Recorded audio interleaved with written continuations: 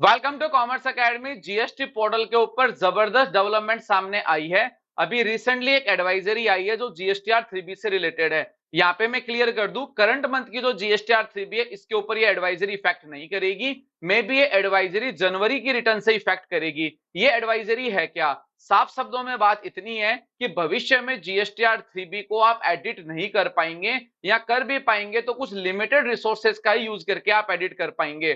तो कॉन्सेप्ट कुछ इस तरह से है कि जीएसटीआर 3बी अभी एडिट किस तरह से हो रही है। तो जनरली देखा जाए तो हम जीएसटीआर 1 फाइल करते हैं।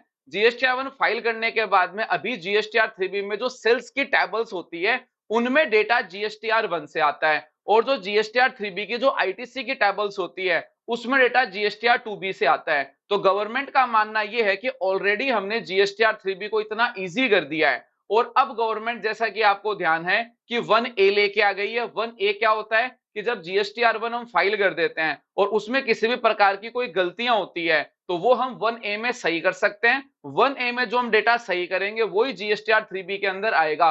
1A तब तक फाइल की जा सकती है जब तक आप 3बी फाइल नहीं करते हैं। तो गवर्नमेंट साफ साफ यही कह रही है कि जीएसटीआर 3बी में जो सेल्स के हेड आ रहे हैं उनमें आपको अब चेंजिंग करने की जरूरत ही क्यों है? क्योंकि अगर आपने जीएसटीआर 1 गलत फाइल कर भी दी है तो 1A में उन्हें सही कर लेना और 3बी में उन्हें चेंज करने की जरूरत ही नहीं है। वैसे ही जैसे जीएसटीआर 3बी में जो आईटीसी की जो टेबल्स आती है उनमें डेटा 2बी से आता है। अब 2बी के अंदर जो डेटा है, ये अपनो बात करें कि जो जीएसटीआर 3बी के अंदर जो आईटीसी का जो डेटा है वो आएगा आईएमएस से, जिसमें आप इनवॉइस को एक्सेप्ट कर लेंगे, रिजेक्ट कर लेंगे या पेंडिंग कर लेंगे। तो देखा जाए तो ये सारा काम अब ऑटो हो रहा है, तो इसमें अब जीएसटीआर 3बी को एडिट करने की नीड नहीं है। इसलिए गवर्नमेंट ने इस एडवाइजरी में साफ साफ लिख दिया है कि जो आने वाला टाइम है जनवरी 2025 से हम जीएसटीआर 3बी को लॉक कर देंगे, यानी आप एडिट नहीं कर पाएंगे। और मे भी अगर एडिट का ऑप्शन दिया भी जाता है, ये मेरा पर्सनल ओपिनियन है, तो बहुत ही लिमिटेड एडिट्स दिए जाएंगे। तो यहाँ पे अब आपको ध्यान यही रखना है, मेंटली प्रिपेयर हो जाना है, क्योंकि भविष्य में हमारी जीएसटीआर 3बी